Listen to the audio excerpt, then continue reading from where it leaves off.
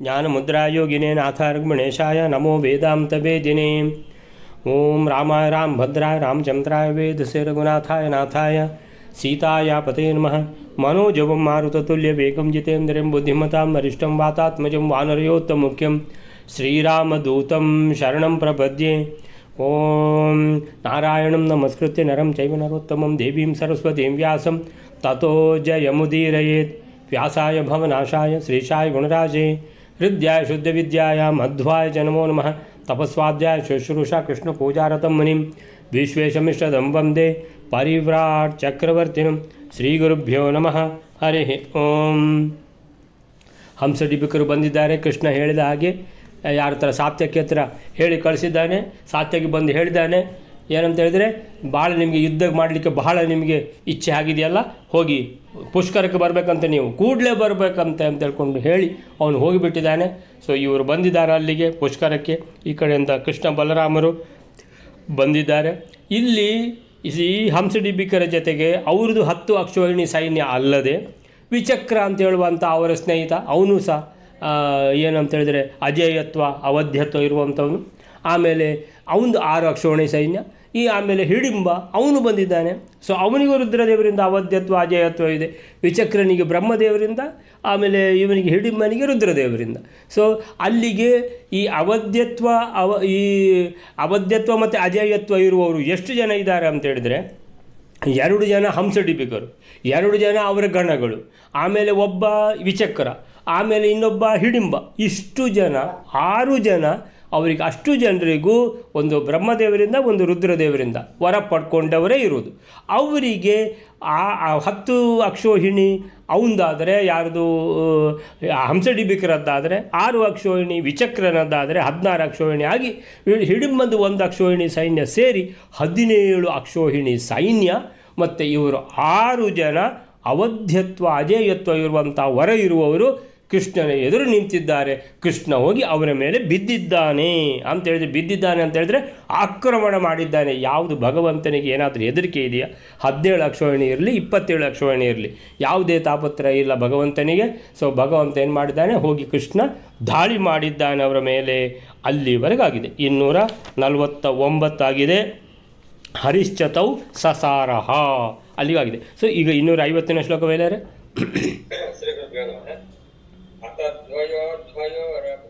ರಣೋ ಭಯಾನಕೋ ಮಹಾನ್ ಹರಿರ್ವಿಚಕ್ರಮೇ ಇವಾನ್ ಬಲಶ್ಚ ಹಂಸಮುದ್ಧತಂ. 250ನೇ ಶ್ಲೋಕ.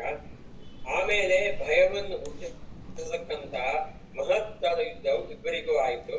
ಅಂದ್ರೆ ಆ ಇಬ್ಬರಿಗೂ ದ್ವಂದ್ವ ಯುದ್ಧವಾಯಿತು. ಶ್ರೀಕೃಷ್ಣನು ವಿಚಕ್ರನನ್ನು ಹೊಂದುತ್ತಾನೆ, ಬಲರಾಮನು ರಕ್ತನಾದ ಹಂಸಾಸುರನನ್ನು ಹೊಂದುತ್ತಾನೆ.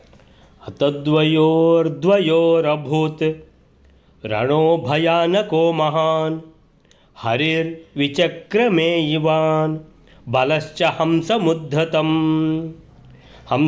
ಉದ್ಧತಂ. ಅತದ್ವಯೋರ್ದ್ವಯೋ ದ್ವಯೋ ಇಬ್ಬರು ದ್ವಂದ್ವ ಯುದ್ಧ. ಸೊ ಯಾರೊಟ್ಟಿಗೆ ಯುದ್ಧ ಮಾಡ್ತಾ ಇದ್ದಾರೆ ಅದು ಪ್ರಶ್ನೆ. ಈಗ ದ್ವಯೋರ್ ಅಭೂತ್, ಇಬ್ಬರಿಬ್ಬರು. ರಣೋ ಭಯಾನಕೋ ಮಹಾನ್, ಭಯಾನಕವಾದ ಯುದ್ಧ ಶುರುವಾಯಿತು. ಸೊ ರಣೋ ಅಂದರೆ ರಣಃ, ಭಯಾನಕ ಅಂತೇಳಿದರೆ ಭಯಂಕರವಾದ, ಅತಿ ಭಯಂಕರವಾದ ಯುದ್ಧವು. ಮಹಾನ್ ಭಯಾನಕ ರಣಃ ಯಾವ ರೀತಿಯಲ್ಲಿ ಅಂತೇಳಿದರೆ ದ್ವಯೋ ಇಬ್ಬರಿಬ್ಬರು ಯುದ್ಧ ಮಾಡಲಿಕ್ಕೆ ಶುರು ಮಾಡಿದರು. ಹಾಗಾದರೆ ಕೃಷ್ಣ ಯಾರ ಜೊತೆ ಯುದ್ಧ ಮಾಡ್ತಾ ಇದ್ದಾನೆ ಅಂತ ಹೇಳಿದರೆ ಹರಿಹಿ ವಿಚಕ್ರಂ, ವಿಚಕ್ರನ ಜೊತೆಗೆ ಯುದ್ಧ ಮಾಡ್ತಾ ಇದ್ದಾನೆ. ವಿಚಕ್ರ ಅಂದರೆ ಅವನೇನು ಸಾಮಾನ್ಯನ, ಬ್ರಹ್ಮದೇವರಿಂದ ವರ ಪಡ್ಕೊಂಡಿದ್ದಾನೆ. ಯಾರು? ವಿಚಕ್ರ. ಏನಂತ? ಅವಧ್ಯತ್ವ, ಆಮೇಲೆ ಅಜೇಯತ್ವ. ಸೊ ಬ್ರಹ್ಮದೇವರ ಹತ್ರ ವರ ಇದೆ ಅಂತೇಳಿದರೆ ಯುದ್ಧದಲ್ಲಿ ಶ್ರೇಷ್ಠ ಇರುವುದು ವಿಚಕ್ರನೇ. ಆ ವಿಚಕ್ರನ ಜೊತೆಗೆ ಭಗವಂತ ಶ್ರೀಕೃಷ್ಣ ಸ್ವಂತ ಯುದ್ಧ ಮಾಡಲಿಕ್ಕೆ ಹೊರಟಿದ್ದಾರೆ, ದ್ವಂದ್ವ ಯುದ್ಧ. ಬಲರಾಮನು ಹಂಸಮುದ್ಧತಂ, ಬಲರಾಮನು ಹಂಸಡಿಬಿಕರಲ್ಲಿ ಹಂಸನಿಗೆ ಏರಿ ಹೋಗಿದ್ದಾನೆ. ಹಂಸಂ ಉದ್ಧತಂ ಅಂತೇಳಿದ್ರೆ ಬಹಳ ತಲೆಯಲ್ಲಿ ಏರಿ ಹೋಗಿದೆ. ಯಾರಿಗೆ? ಈ ಹಂಸಡಿಬಿಕರಿಗೆ. ಅಂಥ ಉನ್ಮತ್ತರಾದ ಹಂಸಡಿಬಿಕರಲ್ಲಿ ಒಬ್ಬರ ಹತ್ರ ಹಂಸನೊಟ್ಟಿಗೆ ಬಲರಾಮನು ಯುದ್ಧ ಮಾಡಲಿಕ್ಕೆ ಶುರು ಮಾಡಿದ ಅನ್ನುವಂಥದ್ದು ಶ್ಲೋಕ. ಇದಕ್ಕೇನು ಹೇಳ್ತಾರೆ ಅಂತೇಳಿದರೆ, ಬಳಿಕ ಅಥ ಮಹಾಭಯಂಕರವಾದ ದ್ವಂದ್ವಯುದ್ಧ, ಮಹಾನ್ ಭಯಾನಕ ರಣ ಅಂತ ಹೇಳಿದರೆ ಮಹಾಭಯಂಕರವಾದ ಯುದ್ಧ ಹೇಗೆ ನಡೆಯಿತು? ದ್ವಯೋಹೋ ಇಬ್ಬರಿಬ್ಬರು, ದ್ವಯೋಹೋ, ತ್ರಯೋಹ ಅಂದರೆ 3 ಜನ ಅಂತ. ಸೊ ಇಲ್ಲಿ ಇಬ್ಬರಿಬ್ಬರು, ದ್ವಂದ್ವ ಯುದ್ಧ ಇದು. ದ್ವಯೋಹೋ ಉಭಯ ಸೇನೆಗಳ ಮಧ್ಯದಲ್ಲಿ ದ್ವಯೋದ್ವಯೋ ದ್ವಂದ್ವ ಯುದ್ಧ ನಡೆಯಿತು. ದ್ವಯೋದ್ವಯೋ ಆಮೇಲಿಂದ ಹರಿಹಿ ಕೃಷ್ಣನು ವಿಚಕ್ರನನ್ನು ಎದುರಿಸಿದ, ವಿಚಕ್ರನಿಗೆ ವಿರುದ್ಧ ಆಕ್ರಮಣ ಮಾಡಿದ.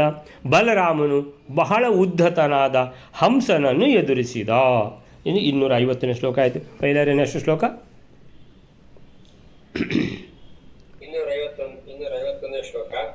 ತದಾಸ್ಯ ಚಾನುಜಂ ಯಯೌ ಶಿನಿ ಪ್ರವೀರ ಆಯುಧಿ ಗದಶ್ಚ ನಾಮ ತೋನುಜೋ ಹರೇಕ್ಸ ರೋಹಿಣಿ ಸುತಃ. 251.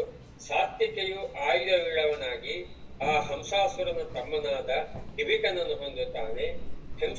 ಹೆಸರಿನಿಂದ ಗದಾನೆನ್ನುವ ಶ್ರೀಕೃಷ್ಣನ ತಮ್ಮನು ವಸುದೇವನ ಹೆಂಡತಿಯಾದ ರೋಹಿಣಿಯ ಮಗನು. ಅವನ ಬಗ್ಗೆ ಮುಂದಿನ ಶ್ಲೋಕದಲ್ಲಿ ಹೇಳ್ತಾ ಇದ್ದಾರೆ.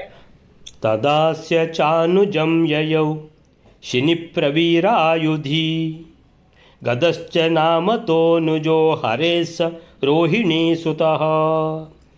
ಈಗ ಹಂಸನ ವಿರುದ್ಧ ಬಲರಾಮ ಯುದ್ಧ ಮಾಡ್ತಾನೆ ಅಂತ ಹೇಳಿ ಆಯಿತು. ಹಾಗಾದರೆ ಡಿಬಿಕನ ವಿರುದ್ಧ ಅಂತ ಹೇಳಿದರೆ ತದ ಅಸ್ಯ ಚ ಅನುಜಂ, ಈ ಹಂಸನ ತಮ್ಮ ಯಾರು ಡಿಬಿಕ, ಇವನ ಜೊತೆಗೆ ಯಯೌ ಶಿನಿಪ್ರವೀರ, ಯಾರಂತ ಹೇಳಿದ್ರೆ ಇದರಲ್ಲಿ ಕೃಷ್ಣ ಮತ್ತು ಬಲರಾಮರ ವೆರಿ ನೆಕ್ಸ್ಟ್ ಪರಾಕ್ರಮಿ ಅಂತ ಹೇಳಿದ್ರೆ ಸಾತ್ಯಕಿ. ಶಿನಿಪ್ರವೀರ ಸಾತ್ಯಕಿಯು ಆಯುಧಿ ಅಂತ ಹೇಳಿದ್ರೆ ಶ್ರೇಷ್ಠವಾದ ಯಾವುದನ್ನು ಆಯುಧಿ ಅಂತ ಹೇಳಿದರೆ ಯಾರಿಗೆ ಸಾತ್ಯಕಿಗೆ ಹೇಳ್ತಾ ಇದ್ದಾರೋ ಅಥವಾ ಡಿಬಿಕನಿಗೆ ಹೇಳ್ತಾ ಇದ್ದಾರೋ ಅವನಿಗಾದರೂ ಹೇಳ್ಬೋದು. ಅಂತ ಹೇಳಿದರೆ ಶ್ರೇಷ್ಠವಾದ ಆಯುಧಪಾಣಿಯಾದ ಡಿಬಿಕನನ್ನು ಸಾತ್ಯಕಿ ಎದುರಿಸಿದ ಅಂತ ಹೇಳ್ಬೋದು. ಅಥವಾ ಇವನು ಆ ಡಿಬಿಕನನ್ನು ಶ್ರೇಷ್ಠವಾದ ಆಯುಧಪಾಣಿಯಾದ ಯಾರು ಸಾತ್ಯಕಿಯು ಎದುರಿಸಿದ ಅಂತ ಅದನ್ನು ಎಲ್ಲಿಗೂ ಸೇರಿಸ್ಬೋದು ಆಯುಧಿ ಅನ್ನುವಂಥದ್ದನ್ನು. ಗದಶ್ಚ ನಾಮತೋ ಅನುಜೋ, ಇನ್ನು ಕೃಷ್ಣನ ಪಾರ್ಟಿಯಲ್ಲಿ ಇನ್ನು ಯಾರಿದ್ದಾರೆ ಯುದ್ಧ ಮಾಡಲಿಕ್ಕೆ? ಯಾಕಂದರೆ ಇಲ್ಲಿ ಒಂದು 5-6 ಜನ ಇದ್ದಾರಲ್ಲ, 6 ಜನಕ್ಕೆ ದ್ವಂದ್ವ ಯುದ್ಧ ಅಂತ ಹೇಳಿದರೆ 6 ಜನ ಬೇಕು. ಯಾರನ್ನು ಹುಡುಕುವುದು ಅಂತ ಹೇಳಿದರೆ ಕೃಷ್ಣನ ತಮ್ಮ ಒಬ್ಬ ಬಂದಿದ್ದಾನೆ, ಗದ ಅಂತ ಹೆಸರು ಅವನಿಗೆ, ಗದ. ಸೊ ಗದಶ್ಚ ನಾಮತೋ ಅನುಜೋ, ಗದ ಅಂತೇಳುವ ಕೃಷ್ಣನ ಆ ಹೆಸರಿನ ನಾಮತಃ, ನಾಮ ಅಂದರೆ ಹೆಸರು. ಸೊ ನಾಮತಃ ಅನುಜ, ಕೃಷ್ಣನ ಅನುಜ ಏನು ಹೆಸರು ಅಂದರೆ ಗದ ಅಂತ ಹೇಳ್ಕೊಂಡಿರುವಂಥ ಹೆಸರು ಗದ ಅಷ್ಟೇ, ಗದ. ಗದಶ್ಚ ನಾಮತೋ ಅನುಜೋ, ಅವನು ಹರೇಹೇ ಅನುಜಃ, ಶ್ರೀಕೃಷ್ಣನ ತಮ್ಮ. ಯಾರು? ಗದ ಅಂತ ಹೇಳುವವನು. ಅವನು ಸ ರೋಹಿಣೀ ಸುತಃ, ತಮ್ಮ ಅಂತೇಳಿದರೆ, ಈಗ ತಮ್ಮ ಅಂತೇಳಿದರೆ ಕೃಷ್ಣನ ತಮ್ಮ ಅಂತೇಳಿದರೆ ದೇವಕಿಗೆ ಇನ್ನೊಂದು ಮಗು ಹುಟ್ಟಿದ ಅಂತ ಕೇಳಿದರೆ ಇಲ್ಲ, ರೋಹಿಣೀ ಸುತಃ, ರೋಹಿಣಿಗೆ ಬಲರಾಮ ಒಬ್ಬ ಮಗ ಅಂತೇಳಿದರೆ ಇನ್ನೊಬ್ಬ ಮಗ ಗದ ಅಂತ ಹೇಳ್ಕೊಂಡು ಇದ್ದಾನೆ ಅಂತ ಹೇಳ್ತಾ ಇದ್ದಾರೆ 251ನೇ ಶ್ಲೋಕದಲ್ಲಿ. ಹಂಸನ ತಮ್ಮನಾದ ಡಿಬಿಕನನ್ನು ಆಯುಧವನ್ನು ಹಿಡಿದು ಸಾತ್ಯಕಿ ಎದುರಿಸಿದ. ಇಲ್ಲಿ ಆಯುಧ ಹಿಡಿದು ಸಾತ್ಯಕಿ ಎದುರಿಸಿದ ಅಂತ ಉಂಟು. ಇನ್ನೊಂದು ಪುಸ್ತಕದಲ್ಲಿ ಏನುಂಟು, ಸೊ ಆ ಡಿಬಿಕನನ್ನು ಶ್ರೇಷ್ಠ ಆಯುಧವನ್ನು ಹಿಡಿದಿರುವಂತಹ ಡಿಬಿಕನನ್ನು ಸಾತ್ಯಕಿ ಎದುರಿಸಿದ ಅಂತ. ಸೊ ಆಯುಧ ಅವನ ಕೈಲಿದ್ದರೂ ಒಂದೇ, ಇವನ ಕೈಲಿದ್ದರೂ ಒಂದೇ. ಯಾರು ಆಯುಧವನ್ನು ಬಿಟ್ಟು ಏನು ಹೋಗೋದಿಲ್ಲ. ಸೊ ಗದ ಎಂಬ ಕೃಷ್ಣನ ತಮ್ಮನಾದ ರೋಹಿಣಿ ಪುತ್ರ ಯಾರು? ಕೃಷ್ಣನ ತಮ್ಮ ಗದ ಅಂತ ಅವನು ಬಂದಿದ್ದಾನೆ. ಅವನು ಯಾರ ಜೊತೆಗೆ ಯುದ್ಧ ಮಾಡ್ತಾನೆ ಅಂತ ಹೇಳಿದೆ 252ನೇ ಶ್ಲೋಕ ವೈಲರೆ. ಚಂಡಕೋ ಗಣೋ ಹರೇರ್ನಿವೇದಿತಾಶನಃ ಸಮಾಹ್ವಯದ್ರಣಾಯ ವೈ ತಯೋತ್ಸತಾಪಮೇವ ಹಿ. 252ನೇ ಶ್ಲೋಕ. ಗದನೆನ್ನುವನು ಶ್ರೀಕೃಷ್ಣನ ತಮ್ಮನು, ಅಂದರೆ ವಸುದೇವ ರೋಹಿಣಿಯ ಮಗನು. ಇವನು ಚಂಡ ಎಂಬ ಗಣದವನು, ಅಂದರೆ ಇವನು ಶ್ರೀಹರಿಯ ಸೇವಕ. ಭಗವಂತನ ದ್ವಾರಪಾಲಕರಾದ ಚಂಡ ಪ್ರಚಂಡರಲ್ಲಿ ಇವನು ಚಂಡ. ಇವನು ಯಾವಾಗಲೂ ಭಗವಂತನ ಸೇವೆಯನ್ನು ಬಯಸುತ್ತಾ ಇದ್ದವನು. ಶ್ರೀಕೃಷ್ಣನ ತಮ್ಮನಾಗಿ ಅವತರಿಸಿ ಬಂದವನು. ಅವನಿಗೆ ದೇವರಿಗೆ ಅನ್ನವನ್ನು ಅರ್ಪಿಸುತ್ತವನವನು.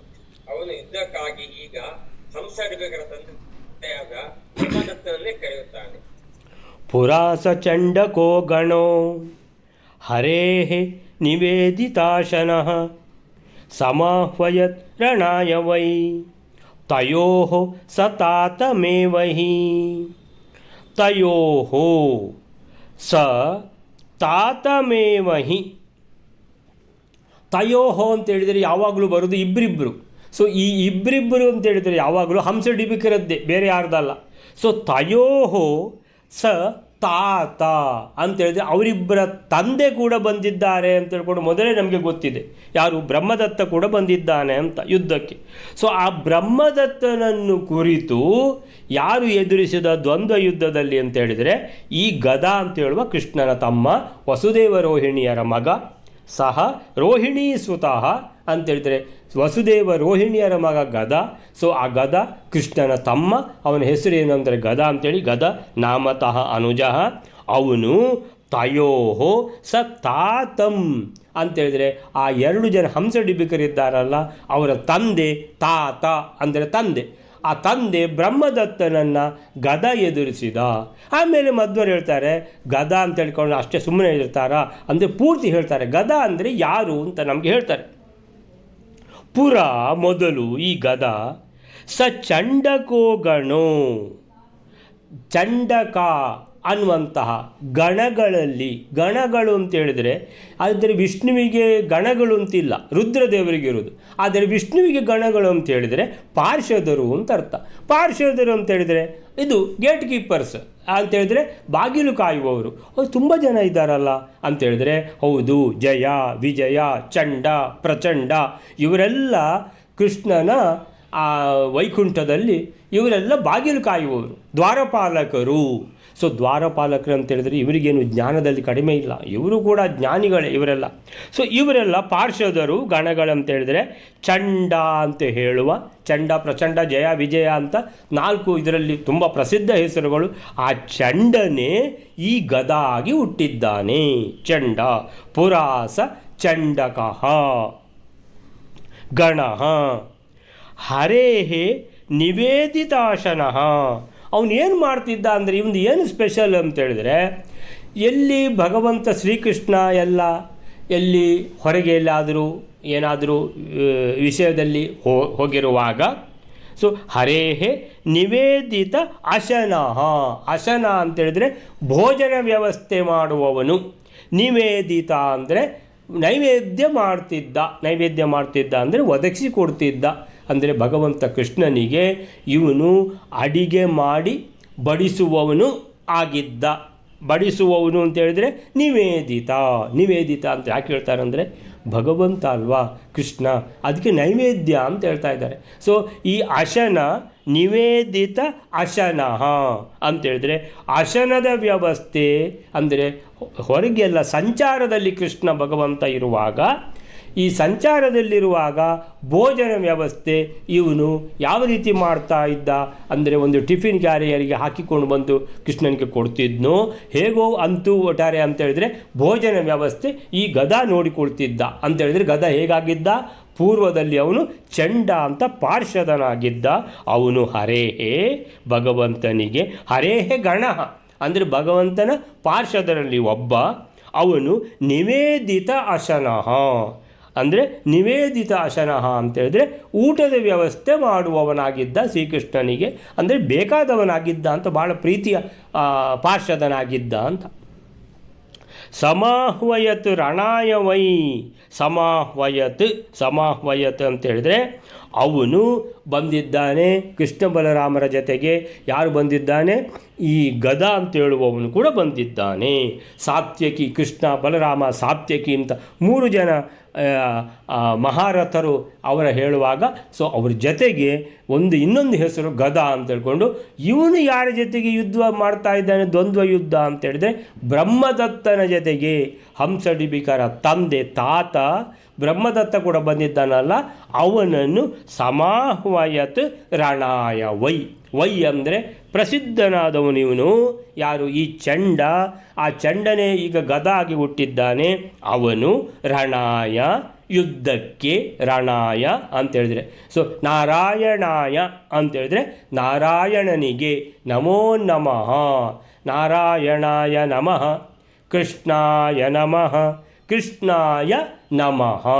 ಅದು ನಾವು ಹೇಳುವಾಗ ಏನಾಗ್ತದೆ, ಕೃಷ್ಣಾಯ ನಮಃ, ಆ ಯಾ ಹೋಗಿ ನಮದ ಒಟ್ಟಿಗೆ ಸೇರಿಕೊಳ್ತದೆ, ಅದು ಕೃಷ್ಣಾಯ ನಮಃ ಅಂದರೆ ಕೃಷ್ಣನಿಗೆ ನಮಸ್ಕಾರ. ಸೊ ಯಾ ಅಂತೇಳಿ ಎಲ್ಲಿ ಬರ್ತದೋ ಅಂದರೆ ಚತುರ್ಥಿ ವಿಭಕ್ತಿ. ಸೊ ರಣಾಯ ಯುದ್ಧಕ್ಕೆ, ಸಮಾಹ್ವಯತ್ ಆಹ್ವಾನ, ಆಹ್ವಯತ್ ಸಮ್ಯಕ್ ಆಹ್ವಯತ್ ಅಂತೇಳಿದ್ರೆ ಕರೆದಿದ್ದಾನೆ. ಅರೆ ಬ್ರಹ್ಮದತ್ತ ಯಾಕೆ ಅಲ್ಲಿ ಕೂತಿದ್ದೀಯಾ, ಯುದ್ಧ ನೋಡಲಿಕ್ಕೆ ಬಂದದ್ದ, ನೀನು ಯುದ್ಧ ಮಾಡಲಿಕ್ಕೆ ಬಂದದ್ದ, ಬಾ ನನ್ನ ಜೊತೆ ಯುದ್ಧ ಮಾಡಲಿಕ್ಕೆ ಅಂತ ಕರೆದು ಬಿಟ್ಟಿದ್ದಾನೆ. ಯಾರನ್ನು, ಬ್ರಹ್ಮದತ್ತನನ್ನು, ಈ ಗದಾ ಅಂತ ಹೇಳುವಂಥ ಕೃಷ್ಣನ ತಮ್ಮ. ಸೊ 252ನೇ ಶ್ಲೋಕಕ್ಕೆ ಏನು ಹೇಳ್ತಾರೆ ಅಂತೇಳಿದ್ರೆ, ಈ ಕೃಷ್ಣನ ತಮ್ಮನಾದ ರೋಹಿಣಿ ಪುತ್ರ ಯಾರು ಹಂಸಡಿಬಿಕರ ತಂದೆಯಾದ ಬ್ರಹ್ಮದತ್ತನನ್ನು ತಯೋಹೋ ತಾತಂ, ಅವರ ತಾತ ಅಂದರೆ ಅಪ್ಪ ಯಾರು, ಬ್ರಹ್ಮದತ್ತನನ್ನು, ತಾತಂ ಬ್ರಹ್ಮದತ್ತನನ್ನು ರಣಾಯ ರಣಕ್ಕೆ, ಯುದ್ಧಕ್ಕೆ, ಸಮಾಹ್ವಯತ್ ಆಹ್ವಾನಿಸಿದ. ಅಂದರೆ ಆ ಗದ ಅಂತ ಕೃಷ್ಣನ ತಮ್ಮ ಇದ್ದಾನಲ್ಲ ಅವನು ಪುರ ಹಿಂದೆ ಚಂಡಗಣ ಅಂದರೆ ಚಂಡ ಪ್ರಚಂಡ ಜಯ ವಿಜಯ ಎಲ್ಲ ಪಾರ್ಷದರು, ಆ ಗಣದ ಅಂದರೆ ಅದರಲ್ಲಿ ಪ್ರಸಿದ್ಧನಾದ ದ್ವಾರಪಾಲಕ.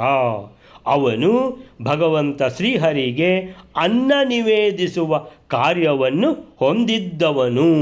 ಅನ್ನ ನಿವೇದಿಸುವುದು ಅಂದರೆ ಅಶನ ನಿವೇದಿತ ಅಂದರೆ ಅಶನದ ವ್ಯವಸ್ಥೆ ಮಾಡ್ತಿದ್ದ ಕೃಷ್ಣನಿಗೆ, ಆದ್ದರಿಂದ ಬಹಳ ಆಪ್ತನಾದವನು ಅಂತ ಅರ್ಥ. ಸೊ ಅವನು ಗದ ಕೃಷ್ಣನ ತಮ್ಮನಾದರೂ ದೇವಕಿಯ ಮಗ ಅಲ್ಲ, ರೋಹಿಣಿಯ ಮಗ. ಅವನು ಭಗವಂತನಿಗೆ ದದ್ಯನ್ನವನ್ನು ನಿವೇದಿಸುವ, ದದ್ಯನ್ನ ಅಂತೇಳಿದ್ರೆ ಮೊಸರನ್ನು ಕೊಡ್ತಾ ಇದ್ದ. ಸುಲಭದಲ್ಲಿ ಆಗುವಂಥದ್ದು ಯಾವುದು, ಮೊಸರನ್ನ. ಸೊ ಮೊಸರನ್ನೇ ಕೊಡ್ತಾ ಇದ್ದ. ಸೊ ದದ್ಯನ್ನ ನಿವೇದಿಸುವ ಚಂಡಕ ಗಣದ ವಿಶೇಷ ಸೇವಕ ಅಂತ ಹೇಳ್ತಾರೆ ವಾದಿರಾಜರು. ಹೇಳ್ತಾರೆ ಪುರಾಸ ಚಂಡಕೋ ಗಣಃ ಇತ್ಯತ್ರ ಗದಃ, ಅವನು ಸಂಗಾತೆ ಪ್ರಥಮೇ ಗಣ, ಚಂಡ ಪ್ರಚಂಡ ಜಯ ವಿಜಯ ಅಂತ ಹೇಳುವಂಥ ಈ ಗಣಗಳ ಲಿಸ್ಟ್ನಲ್ಲಿ ಮೊದಲನೇ ಗಣ ಇವನೇ, ಯಾರು, ಗದ.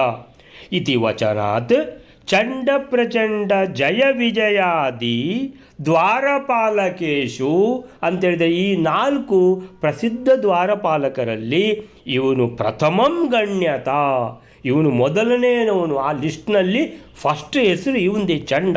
ಸೊ ಇವನು ಚಂಡಕಃ ಅಂತೇಳಿದ್ರೆ ಚಂಡನಾಮ ಹರೇ ಪಾರ್ಷದಃ, ಚಂಡ ಅಂತ ಹೇಳುವ ಶ್ರೀಹರಿಯ ಸೇವಕ, ದ್ವಾರಪಾಲಕ. ನಿವೇದಿತ ಅಶನಃ ಅಂತೇಳಿದರೆ ಏನು ಹೇಳ್ತಾರೆ ವಾದಿರಾಜರು, ಕದಾಚಿತ್ ಅಂದರೆ ಯಾವಾಗಲಾದರೂ, ವೈಕುಂಠ ನಗರಾತ್ ಬಹಿರ್ಗಮನೆ, ವೈಕುಂಠ ನಗರದಿಂದ ಹೊರಗೆ ಸಂಚಾರಕ್ಕೆ ಹೋದಾಗ ಎಲ್ಲ, ಕದಾಚಿತ್ ಯಾವಾಗಾದರೂ ಒಮ್ಮೆ ಹೋಗ್ತಾ ಇದ್ದ ಸಂದರ್ಭದಲ್ಲಿ, ಲೀಲಯ ಬುಭುಕ್ಷತೋ ಅಂತೇಳಿದರೆ ಶ್ರೀಕೃಷ್ಣ ಹೇಳೋದುಂಟುಂಟು. ಏನಂತ ಹೇಳಿದ್ರೆ, ಅಯ್ಯೋ ನನಗೆ ಭಾಳ ಹಸಿವಾಗಿದೆ, ಯಾರು ನನಗೆ ಆಹಾರ ಕೊಡ್ತಾರೆ ಇಲ್ಲಿ ಅಂತ ಹೇಳಿದ್ರೆ ಗದಾ ಹೋಗಿ ಕೊಟ್ಟು ಬಿಡ್ತಿದ್ದ ಮೊಸರನ್ನು. ಹರೇಹೇ ನಿವೇದಿತ ಸ್ವಸಂಗ್ರಹೀತ ದದ್ಯೋದನ, ಇವನು ಭಗವಂತನಿಗೆ ನಿವೇದಿತ ನೈವೇದ್ಯ ಮಾಡ್ತಿದ್ದ ಅಂದರೆ ಒದಗಿಸಿಕೊಡ್ತಿದ್ದ. ಏನದು, ಸ್ವಸಂಗ್ರಹೀತ, ನಾನು ತಂದಿದ್ದೇನೆ ಟಿಫಿನ್ ಕ್ಯಾರಿಯರು, ನನ್ನ ಹತ್ರ ಮೊಸರನ್ನ ಇದೆ, ನಾನು ನಿಮ್ಗೆ ಕೊಡ್ತೀನಿ ಅಂತ ಹೇಳ್ಕೊಂಡು ಗದ ಕೊಡ್ತಿದ್ದ. ಅಂದರೆ ಚಂಡ ಯಾರಿಗೆ, ಭಗವಂತನಿಗೆ. ಸಂಗ್ರಹೀತ ಅಂದರೆ ಹಿಡ್ಕೊಂಡು ಬಂದದ್ದನ್ನು, ದದ್ಯೋದನ ಮೊಸರನ್ನ, ದದ್ಯೋದನ ದದಿ ಓದನ, ಓದನ ಅಂತೇಳಿದ್ರೆ ಅಶನ, ಆಹಾರ, ಊಟ. ಸೊ ಹಾಗಾದರೆ ಹೇಳ್ತಾರೆ ಅಂತೇಳಿದರೆ, ನೀವೇನ್ರಿ ಹೇಳ್ತೀರಿ, ಶ್ರೀಕೃಷ್ಣನಿಗೆ ಹಸಿವಾಗುವುದು ಅಂತ ಉಂಟಾ ಅಂದರೆ ಜ್ಞಾನಾನಂದ ಶರೀರ ಅಂತೇಳಿದರೆ ಹಸಿವಾಗಲಿಕ್ಕಿಲ್ಲಲ್ಲ, ಹಸಿವೆ ತೃಷೆ ಎಲ್ಲ ಎಲ್ಲಕ್ಕಿಂತ ಮೀರಿ ಇರುವಂಥ ಕೃಷ್ಣ ಅಲ್ವಾ ಅಂತ ಹೇಳಿದರೆ, ಎಲ್ಲ ಲೀಲಯ ಅಂತ ಹೇಳಿದರು ವಾದಿರಾಜರು. ಏನಂತೇಳಿ ಭಗವಂತನ ಲೀಲೆ, ಭಗವಂತನಿಗೆ ಏನಾದರೂ ಹಸಿವಾಗದಂತಿದೆಯಾ, ಇಲ್ಲವೇ ಇಲ್ಲ. ಲೀಲೆ ಏನಂತ ಹೇಳಿದ್ರೆ, ನನಗೆ ಹಸಿವಾಗಿದೆ, ಯಾರಿದ್ದಾರೆ, ಆ ಚಂಡ ಬಂದು ಕೊಡೋದು, ನಾನು ತಂದಿದ್ದೇನೆ ದದ್ಯನ್ನ, ನಾನು ಕೊಡ್ತೀನಿ ಅಂದರೆ ಅಂದರೆ ಅವ್ರು ಕೊಟ್ಟರು ಭಗವಂತ ತಿಂದ ಅಂತ. ಭಗವಂತನಿಗೆ ಏನಾದರೂ ಬೇಕಾ? ಇಲ್ಲ. ಭಗವಂತನಿಗೆ ಹಸಿವೆ ತೃಷೆ ಎಲ್ಲ ಉಂಟಾ? ಇಲ್ಲ. ಲಕ್ಷ್ಮೀ ಶೋಭನೆಯಲ್ಲಿ ಬರ್ತದಲ್ಲ, ಏನದು ಹಸಿ ತೃಷೆ, ಎಂಥದ್ದು ತೃಷೆ ಹಸಿವು ಎಲ್ಲ ಯಾವುದೂ ಇಲ್ಲದವನು ಭಗವಂತ ಅಂತ. ಏನದು? ಹಾಂ, ಹಸಿವೆಯೂ ಇಲ್ಲ, ತೃಷೆಯೂ ಇಲ್ಲ, ಜರ ಇಲ್ಲ, ಮರಣ ಇಲ್ಲ, ಹುಟ್ಟು ಇಲ್ಲ, ಯಾವುದೂ ಇಲ್ಲ ಭಗವಂತನಿಗೆ. ಯಾವ ದೋಷಗಳು ಇಲ್ಲ. ಸರ್ವ ಗುಣ ಸಂಪನ್ನ ಸರ್ವದೋಷ ವಿವರ್ಜಿತ. ಅಂದರೆ ಎಲ್ಲ ಗುಣಗಳ ಸಾಗರ. ಗುಣನಿಧಿಯೇ ನಿನ್ನ ಎತ್ತಿಕೊಂಡಿದ್ದರೆ ಮನೆಯ ಕೆಲಸವಾರು ಮಾಡುವರಯ್ಯ. ಗುಣನಿಧಿ, ಎಲ್ಲ ಗುಣಗಳ ನಿಧಿ ಅಂತ ಹೇಳಿದ್ರೇನು? ಸಾಗರ ಭಗವಂತ. ಎಲ್ಲ ಗುಣಗಳು ಒಂದೇ ಕಡೆ ಇದೆ ಅಂತ. ಕಾಂತಾಯ ಕಲ್ಯಾಣ ಗುಣ ಏಕಧಾಮ್ನೆ. ಎಲ್ಲ ಅಂದರೆ ಅಂತಹ ಮಂಗಲಕಾರಿಯಾದ ಅಂತ ಹೇಳಿದರೆ ಏನು ರೀ ಅದು ಗುಣ ಅಂತೇಳಿದರೆ ನಮಗೆ ಯಾವಾಗಲೂ ಗುಣ ಅಂತ ಹೇಳ್ತಾರೆ. ಸುಮಾರು ಸಲ ಕೇಳಿದ್ದೇವೆ ಗುಣಗಳದ್ದು, ಅದು ನೆನಪೇ ಬರುತ್ತಿಲ್ಲ. ಗುಣಗಳಂದರೆ ಯಾವುದು ಅಂತ. ಅಂದರೆ ಜ್ಞಾನಾನಂದ ಸ್ವರೂಪ ಭಗವಂತ. ಅಂದರೆ ಜ್ಞಾನಾನಂದ ಸ್ವರೂಪ ಅಂದರೆ ಒಂದು ಜ್ಞಾನ, ಒಂದು ಆನಂದ. ಅಂದರೆ ಜ್ಞಾನ, ಸುಖ, ಶಕ್ತಿ ಇವೇ ಮುಖ್ಯವಾದ ಗುಣಗಳು. ಆ ಗುಣಗಳೇ ಭಗವಂತನ ಸ್ವರೂಪ. ಭಗವಂತನಿಗೆ ನಮ್ಮ ಹಾಗೆ ಯಾವುದೇ ಪ್ರಾಕೃತ ಶರೀರವೇ ಇಲ್ಲ. ಪ್ರಾಕೃತ ಶರೀರ ಇಲ್ಲ, ಆದ್ದರಿಂದ ಜನ್ಮವೂ ಇಲ್ಲ, ಮರಣವೂ ಇಲ್ಲ. ಯುವಕ, ಆಮೇಲೆ ಭಗವಂತ ದೊಡ್ಡದಾದ, ಭಗವಂತನಿಗೆ ಮುಪ್ಪು ಬಂತು, ಏನಿಲ್ಲ. ಸೊ ಭಗವಂತ ಒಂದೇ ಲೆಕ್ಕ ಯಾವಾಗಲೂ. ಯಾಕಂದರೆ ಅವನಿಗೆ ಪ್ರಾಕೃತ ಶರೀರವೇ ಇಲ್ಲ. ಎಲ್ಲಿ ಮುಪ್ಪು ಎಲ್ಲಿ ಬರುವುದು, ಮರಣ ಎಲ್ಲಿ ಬರುವುದು, ಆಮೇಲೆ ಹಸಿವೆಯೂ ಇಲ್ಲ, ನೀರಡಿಕೆಯೂ ಇಲ್ಲ ಅಂತ ಭಗವಂತ. ಅದಕ್ಕೆ ವಾದಿರಾಜರು ಹೇಳುವಾಗ ಹೇಳ್ತಾರೆ, ಅವನಿಗೆ ಶ್ರೀಕೃಷ್ಣ ಹಸಿವೆ ಅಂತ ತಿಳ್ಕೊಂಡು ಕೆಲವು ಸಲ ಹೇಳಿದಾಗ ಇವನು ದದ್ದೆಯನ್ನು ಕೊಡ್ತಾ ಇದ್ದ. ಅದಕ್ಕೆ ಕೂಡಲೇ ಹೇಳ್ತಾರೆ ಒಟ್ಟಿಗೆ ಎಂದರೆ ಕೃಷ್ಣ ಹೇಳುವಂಥದ್ದು ಲೀಲಯ. ಅಂದರೆ ಕೃಷ್ಣನ ಲೀಲೆಗಳು ಇವೆಲ್ಲ ಮಹಿಮೆಗಳು ಅಂತ. ಎಷ್ಟು ವಾದ್ಯರಾಜರು ಎಷ್ಟು ಕೇರ್ಫುಲ್ ಅಂದರೆ ಹೇಳುವಾಗ ಪ್ರತಿ ಒಂದು ಚೂರು ತಪ್ಪಾಗಬಾರ್ದು ಹೇಳಿಬಿಡ್ತಾರೆ. ಲೀಲೆಯ ಬುಭುಕ್ಷತು ಅಂದರೆ ಬುಭುಕ್ಷತು ಅಂದರೆ ಹಸಿವೆ ಆಗ್ತದೆ ಅಂತ ಕೃಷ್ಣ ಕೇಳಿದಾಗ ಒಟ್ಟಿಗೆ ಉಂಟು ಲೀಲೆಯ ಬುಭುಕ್ಷತು. ಇದೆಲ್ಲ ಲೀಲೆಗಳು ಅಂತ ಹೇಳ್ತಾ ಇದ್ದಾರೆ. ಸೊ ಹೀಗೆ 252ನೇ ಎಷ್ಟಾಯ್ತು ಈಗ? 252ನೇ ಶ್ಲೋಕ ಆಯ್ತು. 253ನೇ ಶ್ಲೋಕ ಬೈಲಾರೆ. ಇಲ್ಲಿ ನಾವು ಒಂದು ಇದೆ ಅಂದ್ರೆ ದೇವರ ಕೋಣೆಗೆ ಪ್ರವೇಶ ಮಾಡುವಾಗ ಬಸ್ಸಿನಲ್ಲಿ ನಿಂತ್ಕೊಂಡು ಒಂದು ಶ್ಲೋಕ ಹೇಳ್ಬಿಟ್ಟು ಆ ದ್ವಾರಪಾಲಕರಿಗೆ ನಮಸ್ಕಾರ ಮಾಡಿ ಹೋಗ್ಬೇಕು ಅಂತ. ನಂದಂ ಸುನಂದಂ ಪ್ರಚಂಡಂ ಚಂಡಮೇವಚ ಜಯಂಚ ವಿಜಯಂಚೈವ ಮುಕುಂದಂ ಮುಕುಂದೇ ಕ್ಷಣಂ. ಅಂದ್ರೆ 4 ಜೋಡಿ ದ್ವಾರಪಾಲಕರು ಇರ್ಬೇಕು ಭಗವಂತನಿಗೆ. ಆತರ ಅಂದ್ರೆ ವೈಕುಂಠ ಅದಕ್ಕೆ ನಾವು ಪ್ರವೇಶ ಮಾಡುತ್ತರ ಒಂದು ಇಲ್ಲಿ ಇದು ಮಾಡ್ಕೋಬೇಕಾಗ್ತದೆ, ನಾವು ತಿಳ್ಕೋಬೇಕಾಗುತ್ತೆ. ದ್ವಾರಪಾಲಕರ ನಮಸ್ಕಾರ ಮಾಡಿಬಿಟ್ಟು ದೇವರ ಕಣ ಪ್ರವೇಶ ಮಾಡಬೇಕು ಅಂತ ಒಂದು ಕ್ರಮ ಇದೆ. ಅನುಸಂಧಾನ ಮುಖ್ಯ. ಒಳಗಡೆ ಹೋಗುವ ಮೊದಲು ಹೊರಗಡೆ ನಮಸ್ಕಾರ ಮಾಡಿ ಹೋಗ್ತೇವೆ. ಚಂಡ ಪ್ರಚಂಡ, ಆಮೇಲೆ ನಂದ ಸುನಂದ, ಆಮೇಲಿಂದ ಜಯ ವಿಜಯ, ಆಮೇಲೆ ಇನ್ನೂ ಒಂದು ಸೆಟ್ ಯಾವುದು? ಕರೆಕ್ಟ್. ಸೊ ಅಲ್ಲಿಗೆ 8 ಜನ, 4 ಸೆಟ್ಟು. 4 ದ್ವಾರಕ್ಕೆ 4 ಸೆಟ್. ಸರಿ, ರೈಟ್. ಮುಂದಿನ ಶ್ಲೋಕ. ಅಕ್ಷೌಹಿಣೀತ್ರಯಾನ್ವಿತ ಸಮಸ್ತಯಾದವಾಸ್ತದ ತ್ರಿಲೋಚನಾನು ಗೌಜತೌ ನ್ಯವಾರಯಂಸ ರಾಕ್ಷಸೌ. 253ನೇ ಶ್ಲೋಕ. 3 ಅಕ್ಷೌಹಿಣಿ ಸಂಖ್ಯೆಯುಳ್ಳ ತನ್ನ ಬಲದಿಂದ ಕೂಡಿರುವ ಎಲ್ಲಾ ಯಾದವರು ದ್ವಂದ್ವ ಯುದ್ಧದ ಸಮಯದಲ್ಲಿ ಹಿಡಿಂಬಾಸುರನಿಂದ ಕೂಡಿರುವ ರುದ್ರನ ಭೃತ್ಯರಾದ ಆ ಭೂತಗಳನ್ನು ತಡೆದರಂತೆ. ಅಕ್ಷೌಹಿಣೀತ್ರಯಾನ್ವಿತಾಃ ಸಮಸ್ತ ಯಾದವಾಃ ತದಾ ತ್ರಿಲೋಚನಾನುಗೌ ಚ ತೌ ನ್ಯವಾರಯನ್ ಸ ರಾಕ್ಷಸೌ. ಅಕ್ಷೋಹಿಣೀತ್ರಯಾನ್ವಿತಾಃ ಅಲ್ಲ, ಅವರು 17 ಅಕ್ಷೋಹಿಣಿ ಸೈನ್ಯದಿಂದ ಬಂದಿದ್ದಾರೆ. 6 ಜನ ಇದ್ದಾರೆ ಅವಧ್ಯತ್ವ ಅಜೇಯತ್ವದವರು. ಅಂದರೆ ಕೃಷ್ಣನ ಪಕ್ಷದಲ್ಲಿ 4 ಜನವ ಅಂತ ಕೇಳಿದರೆ 3 ಅಕ್ಷೋಹಿಣಿ ಸೈನ್ಯ ಕೃಷ್ಣನ ಪಕ್ಷದಲ್ಲಿಯೂ ಯುದ್ಧಕ್ಕೆ ಬಂದಿದೆ. ಅಕ್ಷೋಹಿಣಿ ತ್ರಯ ಅಂದರೆ 2 ಅಂತ ಹೇಳಿದರೆ 2, ತ್ರಯ ಅಂದರೆ 3. ಸೊ ತ್ರಯಾನ್ವಿತಾಃ ಅಂದರೆ ಅನ್ವಿತಾಃ ಅಂದರೆ ಕೂಡಿದವರಾಗಿ, ತ್ರಯ ಅಕ್ಷೋಹಿಣಿ ಅನ್ವಿತಾಃ 3 ಅಕ್ಷೋಹಿಣಿ ಸೈನ್ಯದಿಂದ ಕೂಡಿದ ಕೃಷ್ಣ ಬಲರಾಮರು ಸಮಸ್ತ ಯಾದವಾಹ ಅಂತೇಳಿ 3 ಅಕ್ಷೋಹಿಣಿ ಸೈನ್ಯ ಕೃಷ್ಣಂದು ಯಾರು ಅಂತ ಹೇಳಿದರೆ ಎಲ್ಲ ದ್ವಾರಕೆಯವರೇ, ಯಾದವರೇ. ಸಮಸ್ತ ಯಾದವಾಹ, ಈ ಯಾದವರಲ್ಲಿ 90% ಎಲ್ಲ ಅಲ್ಲಿಂದ ಬಂದಿರೋದು, ದೇವಲೋಕದಿಂದಲೇ. ಭಗವಂತ ಕೃಷ್ಣನಾಗಿ ಅವತಾರ ಮಾಡ್ತಾ ಇದ್ದಾನೆ ಅಂತ ಹೇಳುವಾಗ ನಾವು ಕೂಡ ಭಗವಂತನ ಸೇವೆಗೆ ಹೋಗ್ತೇವೆ ಅಂತ ಇಲ್ಲಿ ಮನುಷ್ಯ ಅವತಾರದಲ್ಲಿ ಬಂದ ಯಾದವರು. ಈ ಯಾದವರು ಬೇರೆ ಯಾರಲ್ಲ, ಎಲ್ಲ ದೇವಲೋಕದ ದೇವತಾಂಶ ಸಂಭೂತರಿವರೆಲ್ಲ. ಸಮಸ್ತ ಯಾದವಾಹ ತದಾ ಅಂತೇಳಿದ ಈ ಯುದ್ಧಕ್ಕೆ ಇಲ್ಲಿ ಕೃಷ್ಣನ ಪಕ್ಷದಲ್ಲಿ 3 ಅಕ್ಷೋಹಿಣಿ ಸೈನ್ಯ ಬಂದಿದೆ, ಎಲ್ಲ ಯಾದವರುಗಳು. ಅಕ್ಷೋಹಿಣಿ ತ್ರಯ ಅನ್ವಿತಾ ಸಮಸ್ತ ಯಾದವಾಹ ತದಾ ತ್ರಿಲೋಚನ ಅನುಗೌ. ತ್ರಿಲೋಚನ ಅಂದರೆ 3, ಲೋಚನ ಅಂದರೆ ಕಣ್ಣು. ಸುಲೋಚನ ಅಂತ ಹೇಳ್ತೀವಿ ಸುಲೋಚನಕ್ಕ. ಸುಲೋಚನ ಅಂತ ಹೇಳಿದ್ರೆ ಒಳ್ಳೆ ಕಣ್ಣುಳ್ಳವಳು, ತ್ರಿಲೋಚನ. ಇದು ತ್ರಿಲೋಚನ ಅಂದರೆ 3 ಕಣ್ಣುಳ್ಳವರು, ತ್ರಿಲೋಚನ. ಅಂತೇಳಿದರೆ 3 ಕಣ್ಣುಳ್ಳವರು ಯಾರು ಅಂತ ಹೇಳಿದರೆ ಅದು ರುದ್ರದೇವರು. ತ್ರಿಲೋಚನ ಅನುಗೌ ಅಂತೇಳಿದರೆ ಅವರ ಸೇವಕರು. ಅನುಗ ಅಂತೇಳಿದರೆ ಅನುಸರಿಸಿ ಹೋಗುವವ ಅಂತ. ಗ ಅಂದರೆ ಹೋಗುವವ. ಅನುಗ ಅಂತೇಳಿದರೆ ಅನುಸರಿಸಿ ಹೋಗುವವ. ನಿಮ್ಮನ್ನು ಅನುಸರಿಸಿ ಹೋಗುವವರು ಯಾರು ಅಂತೇಳಿದರೆ, ಈಗ ದೂರ್ವಾಸರನ್ನು 3000 ಯತಿ ಶಿಷ್ಯರು ಅನುಸರಿಸಿ ಹೋಗ್ತಾರೆ ಅಂತೇಳಿದರೆ ಅವರು ಏನು ಸೇವೆ ಮಾಡಲಿಕ್ಕೆ, ದೂರ್ವಾಸರ ಸೇವೆ ಮಾಡುವಂಥ ಶಿಷ್ಯರು ಅಂತೇಳಿದರೆ ಗುರುಗಳ ಸೇವೆ ಮಾಡುವವರು ಅಂತ ಅರ್ಥ. ಯಾವಾಗಲೂ ಇಲ್ಲಿ ರುದ್ರದೇವರ ಸೇವೆ ಮಾಡುವವರು ಯಾರು ಅಂತೇಳಿದರೆ, ರುದ್ರದೇವರ ಮುಂಭಾಗದಲ್ಲಿ ಯಾವಾಗಲೂ ಸಂಚರಿಸುತ್ತಿರುವಂಥ ಆ 2 ಗಣಗಳು ಅವು ಕೂಡ ಬಂದಿವೆ. ರುದ್ರದೇವರೇ ಕಳಿಸಿದ್ದು ಇವರ ರಕ್ಷಣೆಗೋಸ್ಕರ ಅಂತ ಮೊದಲೇ ಓದಿದ್ದೇವೆ. ಆ 2 ಗಣಗಳು ಅವರೂ ಕೂಡ ಅವಧ್ಯತ್ವ ಆಮೇಲೆ ಅಜೇಯತ್ವ ಅವರಿಗೂ ಇದೆ ಅಂತ ತಿಳ್ಕೊಂಡು ಅವ್ರ ಜೊತೆಗೆ ಯಾರು ಯುದ್ಧ ಮಾಡೋದು ಕೇಳಿದರೆ ಅಂದರೆ ಇಲ್ಲಿ 3 ಅಕ್ಷೋಹಿಣಿ ಸೈನ್ಯ ಇದೆಯಲ್ಲ, ಅವರು ಈ ಇಬ್ಬರನ್ನು ಹಿಡ್ಕೊಂಡಿದ್ದಾರೆ, ರುದ್ರದೇವರ ಗಣಗಳನ್ನು. ತ್ರಿಲೋಚನ ಅನುಗೌ ಅಂತಿದೆ, 2 ಜನ ಅನುಗರು. ತಾವು ನ್ಯವಾರಯನ್ ರಾಕ್ಷಸವು, ಅವರು ಇಬ್ಬರು ಗಣಗಳನ್ನು ಈ 3 ಅಕ್ಷೋಹಿಣಿ ರಾಜವರ ಸೈನ್ಯ ಎದುರಿಸಿದೆ ಅಂತ ಹೇಳುವಾಗ ಇನ್ನೊಬ್ಬ ಉಳ್ಕೊಂಡಿದ್ದಾನಲ್ಲ, ಯಾರವ? ಹಿಡಿಂಬ ರಾಕ್ಷಸ. ಅಂದರೆ ಅವ್ರು ಅವ ಎಲ್ಲಿ ಹೋಗಿದ್ದಾನೆ ಕೇಳಿದರೆ ರಾಕ್ಷಸವು ಇವ್ರ ಜೊತೆಗಿದ್ದಾನೆ. ಯಾರ ಜೊತೆಗೆ? ಈ 2 ಗಣಗಳಿದ್ದಾರಲ್ಲ, ರಾಕ್ಷಸವು ರಾಕ್ಷಸವು. ಅಂದರೆ ಆ 2 ಗಣಗಳು. ಯಾರು?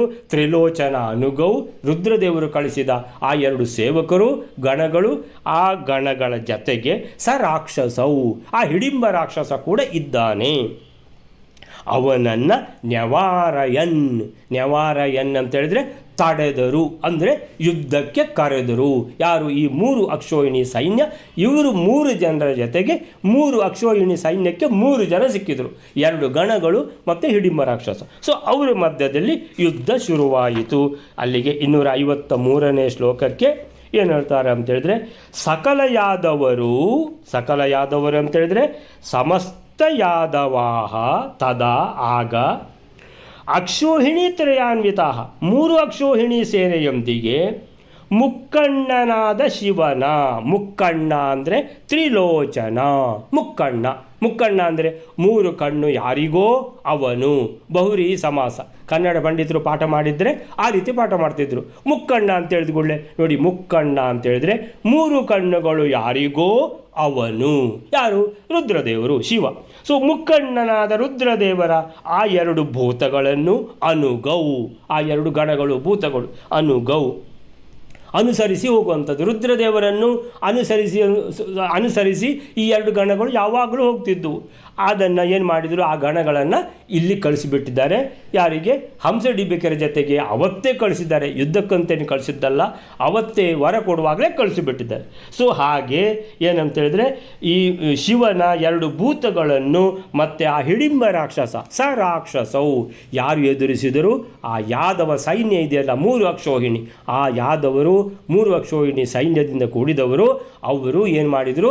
ಈ 2 ಗಣಗಳನ್ನು ಮತ್ತು ಹಿಡಿಂಬ ರಾಕ್ಷಸನನ್ನು ಕುರಿತು ಯುದ್ಧ ಮಾಡಿದರು, ಎದುರಿಸಿದರು, ಆಕ್ರಮಣ ಮಾಡಿದರು ಅಂತ ಹೇಳುವಲ್ಲಿಗೆ ಇವತ್ತಿನ ಇದನ್ನು ಅಂದರೆ ಯುದ್ಧ ಈಗ ಜೋರಾಗಿ ಸ್ಟಾರ್ಟ್ ಆಗಿದೆ. ಯಾರು ಯಾರನ್ನು ಎದುರಿಸಿದರು ಅಂತ ಬಂದಿದೆ. ಇನ್ನೀಗ ನಾಳೆಗಾಗುವಾಗ ಎಲ್ಲ ರಿಸಲ್ಟ್ ಬರ್ತದೆ, ಯಾರು ಯಾರನ್ನು ಮುಗಿಸಿದರು ಅಂತ. ಸೊ ಯಾರನ್ನು ಮುಗಿಸೋದು ಅಂತ ಹೇಳಿದ್ರೆ ಕೃಷ್ಣನನ್ನು ಮುಗಿಸುವಂಥ ಪ್ರಶ್ನೆಯೇ ಇಲ್ಲ, ಯಾಕಂದರೆ ಭಗವಂತ. ಸೊ ಕೃಷ್ಣ ಯಾರನ್ನೆಲ್ಲ ಹೇಗೆ ಹೇಗೆ ಮುಗಿಸಿದ ಅದು ಮಾತ್ರ ನಾಳೆ ನೋಡಿದರೆ ಆಯಿತು. ಸೊ ಶ್ರೀಕೃಷ್ಣ ಅರ್ಪಣ ಮಸ್ತು.